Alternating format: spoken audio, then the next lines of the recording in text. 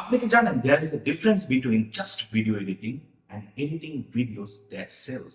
একটার কারণে আপনার video looks good and the other one makes your bank account look even better. Do you want to learn how? I'm Rafael Rakib, a top-rated video editor on Fiverr, a UK-based video editing agency owner and a full-time Bangladeshi content creator. যে কিনা 2009 থেকে ইউটিউবে video editing করছে এবং last 3-4 বছর ধরে video editing করে literally living his dream.